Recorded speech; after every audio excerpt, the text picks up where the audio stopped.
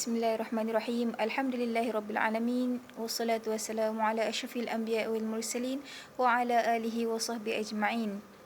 Alhamdulillah, pada hari yang berbahagia ini saya akan membicarakan tentang satu topik yang amat sinonim dengan kita semua, iaitu berbakti kepada kedua ibu bapa. Ya, semua orang biasa dengar pasal berbakti kan? Tapi tahu tak apa maksud sebenarnya berbakti tu?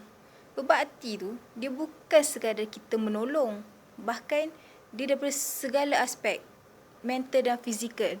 Kita boleh berbakti dengan cara menolong mereka, contoh angkat barang atau kemas dapur, ataupun kita tolong masakkan untuk diorang. Itu salah satu cara.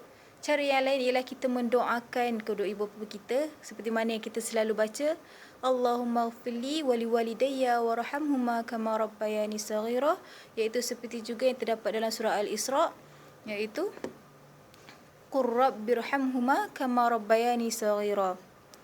Okey, yang tu daripada cara untuk kita mendoakan mereka. Kenapa kita kena doakan mereka? Sebab Allah lah sebaik-baik yang boleh memberi rahmat kepada mereka. Kita hanya boleh bantu daripada sudut material.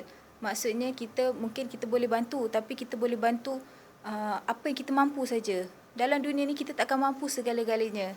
Ada benda yang kita tak mampu sangat nak buat, dan kebergantungan itu hanyalah kepada Allah Subhanahu Wa Taala.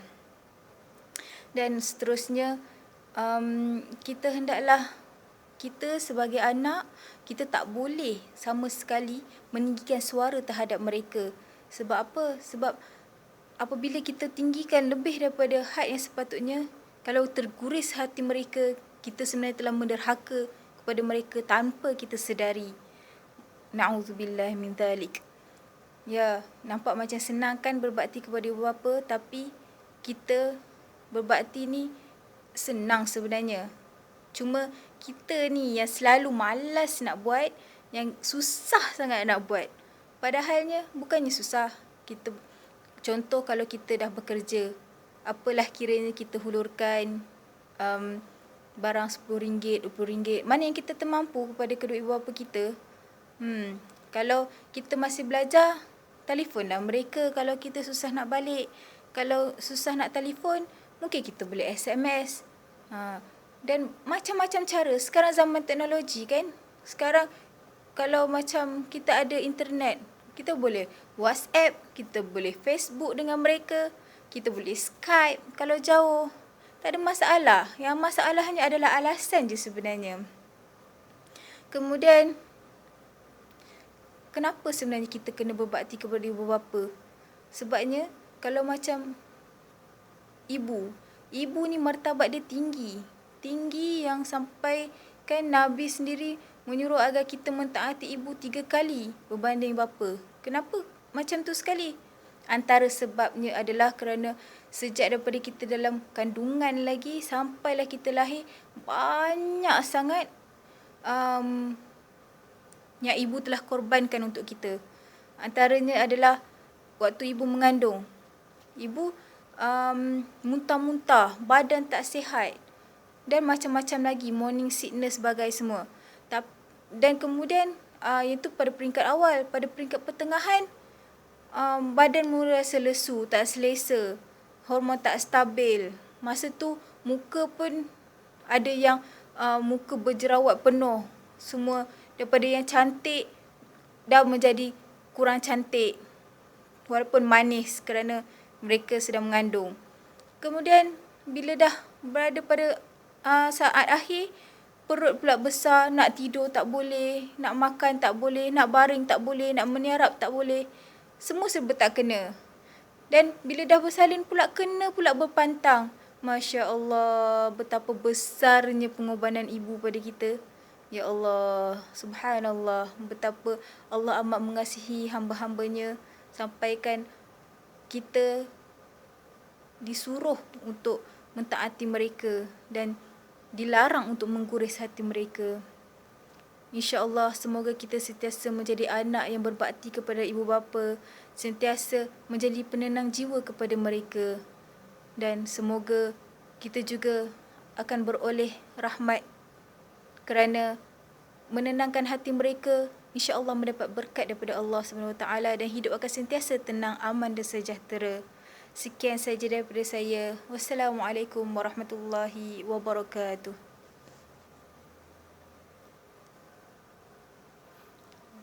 Assalamualaikum warahmatullahi wabarakatuh.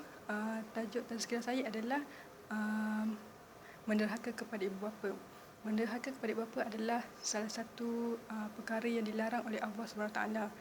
Okey, kalau kita tengok zaman sekarang, ramai orang yang kalau kita tengok dekat surat khabar, tengok berita, ramai orang menderhaka kepada ibu bapanya, antaranya seperti mengugut ibu bapa dengan menggunakan senjata tajam, memeras ugut, mencederakan ibu bapa. Malah ada juga yang sanggup membunuh ibu bapa kerana apa yang mereka inginkan tidak tercapai. Allah SWT telah berfirman dalam surah Al-Isra', Bismillahirrahmanirrahim, fala taqul lahuma uffin wala tanharhuma.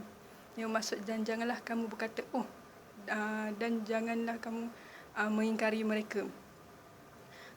Antara kesan bila kita derhaka kepada ibu bapa adalah hidup kita tidak berkat, tidak tenteram, tidak aman, rezeki susah nak masuk kerana tidak berkat, emosi tak stabil, apa yang kita buat serba tak kena. Okey, sebenarnya apa yang kita sekarang, apa yang kita berada sekarang adalah hasil daripada doa ibu bapa kita. Kerana redha Allah terletak pada redha ibu bapa, murka Allah terletak pada kemukaan ibu bapa. Oleh itu kita jangan untuk cuba menderhaka kepada ibu bapa kita, kerana kalau kita, apa yang kita peroleh sekarang, kita punya keputusan baik, kita dapat masuk universiti, kita dapat kerja yang baik, pangkat yang tinggi, itu adalah semua hasil daripada doa dan keredaan ibu dan bapa kita. Okey, cuba kita tengok pada mereka yang ingkar pada ibu bapa. Apa kita nampak? Mereka punya emosi tak stabil, hidup mereka tak tenteram, tak tenang. Kerana apa? Kerana mereka tidak dapat keberkatan daripada ibu bapa sendiri. Sebagaimana dalam zaman Rasulullah SAW, di mana Alqamah, di saat akhir hidupnya, beliau susah hendak mengucap. Setelah dicek, diperiksa apa sebabnya, rupa-rupanya ibu Alqamah merasa sedih hati ataupun rasa kecewa dengan anaknya kerana dia telah melebihi isterinya berbanding ibunya. Akhirnya setelah dipujuk, ibunya barulah memaafkan dia dan dia dapat mengucap 2 kalimah syahadah sebelum meninggal dunia. Oleh itu kita cuba cek balik diri kita, ada tak kita ada buat salah pada ibu bapa kita, ada tak kita menderhaka, ada tak kita membantah kata mereka ataupun melawan cakap mereka. Kalau ada, segeralah minta maaf pada dia, minta maaf pada mak ayah kita, supaya hidup kita tenang, tenteram. Muhasabah dengan ibu bapa kita. Dan pada mereka yang bercuti, rajin-rajinlah tolong ibu kita kat dapur, ayah kita kat kebun, cuba untuk menggembirakan mereka, supaya apa yang kita lalui sekarang kita akan tenang. Sebelum kita terlambat ataupun sebelum mereka tiada, banyak-banyakkanlah membuat kebaikan kepada mereka. Sekian, wabillahi taufiq wa hidayah. Wassalamualaikum warahmatullahi wabarakatuh.